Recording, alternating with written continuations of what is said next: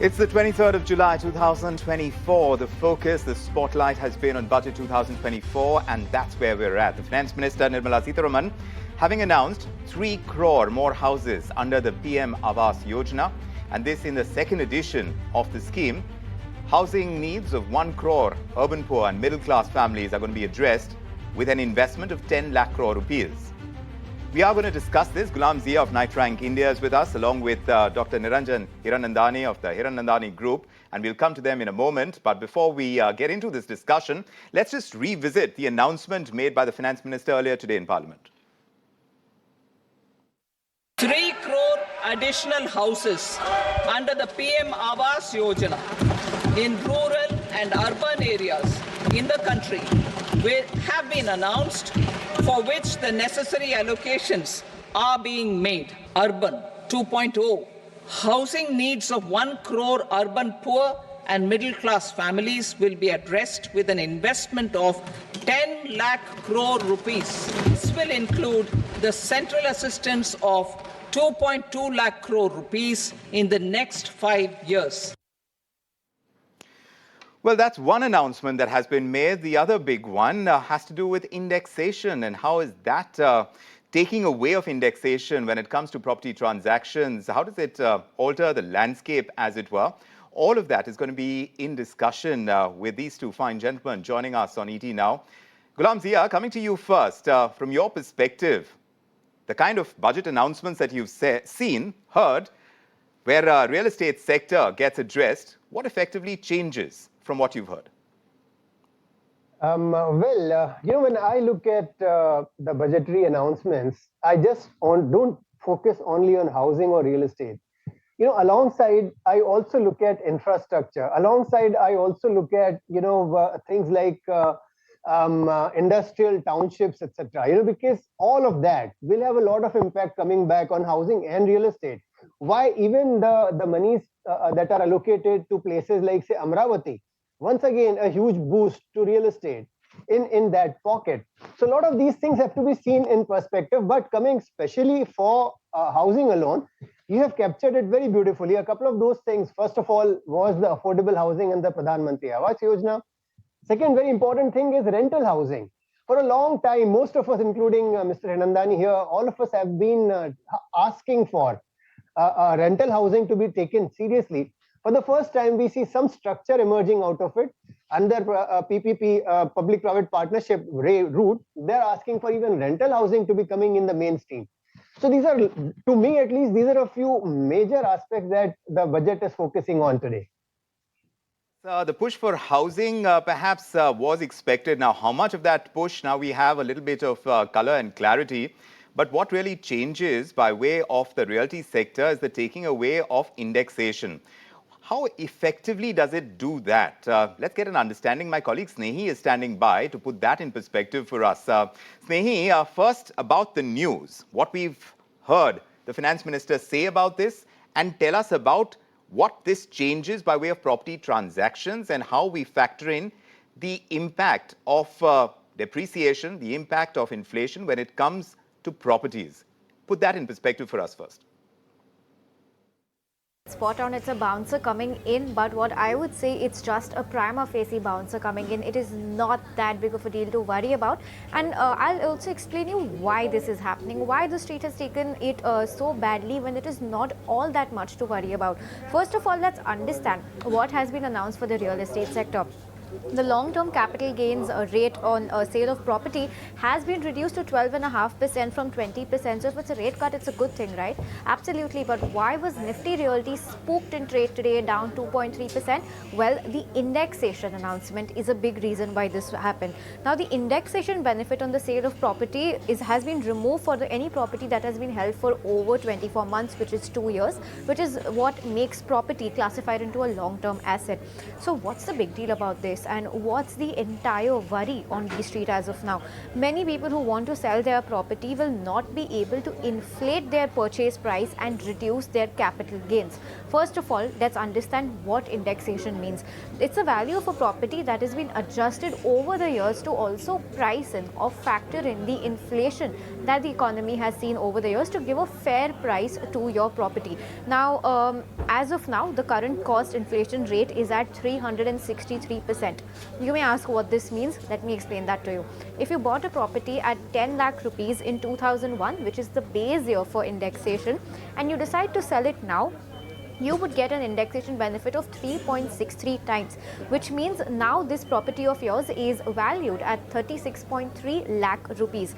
If you sell this house at 1 crore rupees, if you end up selling at 1 crore, earlier you would have had to pay a tax of 20% capital gains on the difference between that 36.3 lakh and 1 crore, which is 63.7 lakh, and then your tax would come up to 12.7 lakh rupees on this entire transaction. Now, let's talk about the provision that's come into place and what is going to happen once this provision is implemented. Once this provision comes into place, you are required to pay 12.5% instead of the 20% earlier, but now you will be paying this 12.5% on your entire gains without indexation, which means you bought it at 10 lakh, you're selling it at 1 crore, you will be paying 12.5% on 90 lakh rupees. Prima facie, this sounds like a big amount, but once I do the math, 20% of that 63.7 lakh comes to 12.75, and surprisingly 12.5% on 90 lakh comes up to only 11.25 lakh, which means even if you take indexation away, according to this math on this figure, this new provision makes your tax burden come lower. Prima facie, the street has been worrying about the taking away of indexation, but when you put in the numbers and do the math, it's not all that much to worry about. And we also have a Motilal Oswal note that agrees to this, saying that taking away indexation is not going to hurt primary demand coming in. Of course, this is just a knee-jerk reaction that the street has been seeing. Calculations will measure up differently if you put in different amounts for taxes. The street is out on what this provision could mean, and the Finance Secretary TV Somnathan has also said that there is either a reduction or no change in effective capital gains on real estate. So, well, not much to worry about. Mr. Hiranandani, my colleague says there's not much to worry about. Would you agree with her? Whether you talk about the taking away of the indexation, whether you talk about the long-term capital gains, is there much that property owners, property sellers have to worry about? There is a problem for people who have properties which are more than 10 years old, and then the indexation does make a difference, and then the calculations come slightly different. But if you look at the people who are investing into property today, and they have to make a choice between investing in the capital markets and putting money into real estate, earlier there was a problem because long-term capital gains tax for the purposes of property was 3 years and 20%, while in the case of capital markets, it was 1 year and 10%. So there was a huge difference between the two.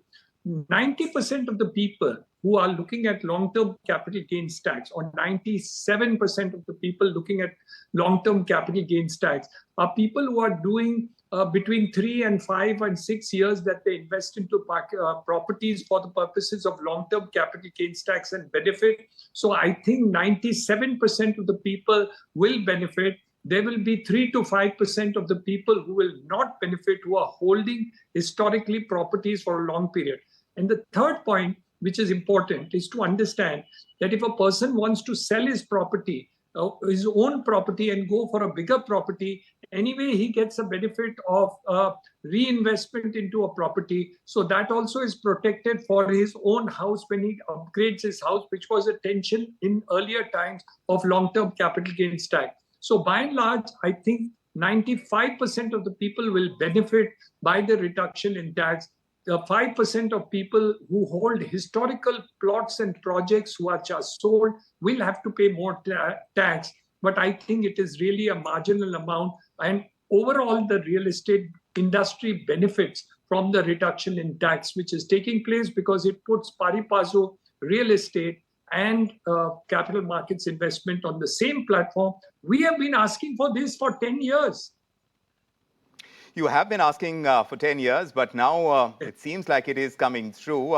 Do you see Yes. this really alter the state of demand that exists right now, Gulam Zia?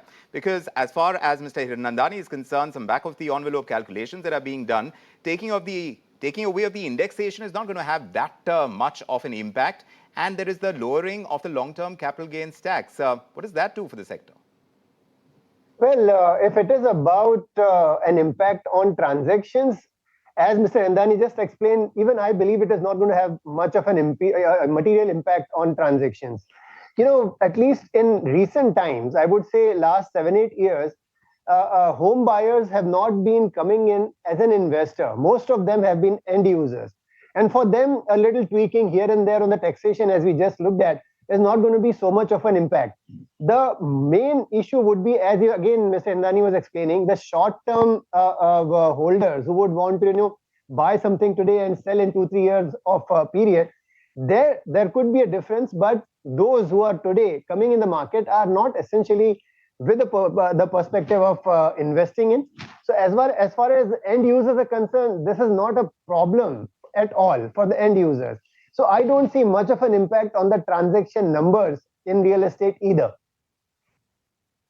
And Mr. Hiranandani, asking you about this because, looking at real estate as an investment class. Now, with this kind of move, what does it suggest, the push from the government? Because when we talk about property, you talk about usage, you talk about end users, but you also look at it as an investment.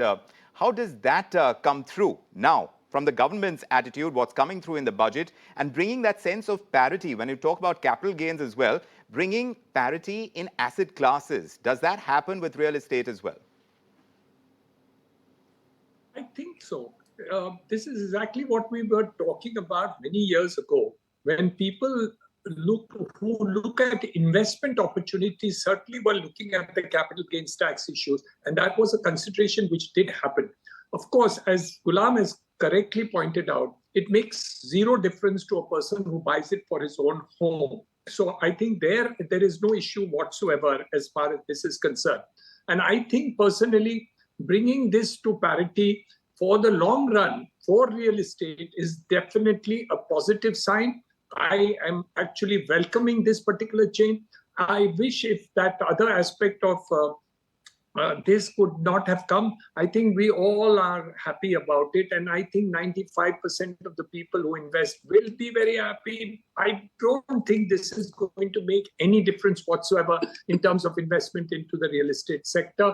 In any position whatsoever, it makes no difference. Developer, how do you feel about the need for land reforms? The acquisition of land, that remains an issue. It has been a key ask. But in terms of moves, and I was talking to Swaminathan Iyer, the economist, he was with me on ET Now just moments ago, and he's saying, yes, that kind of push has been an ask, but the government hasn't been able to deliver. How keenly is the industry looking for labor reforms, for land reforms? Land reforms, step one has already happened. Digitization, doing the survey in terms of GIS mapping is a very, very big step. I think this is something, Vikram, which is another big major step which the government is doing. Titles in India were questionable. Even if you had a revenue record in your hand, you wouldn't understand and believe that the owner who is selling it to you is actually the owner. Now with digitization and GIS mapping of the entire country, both in the urban areas and also in the rural areas, which is contemplated and which has already started, I think will make a perceptible difference to security. For lending purposes, also it will be easy, and also it will help in the entire gamut of purchase and investment into land, whether it is for industry, whether it is for land acquisition, whether it is to buy property for affordable or any other target. I think it's an important reform. On the labor reform side, I think the problems are less there. What is more important in the labor side is skilling.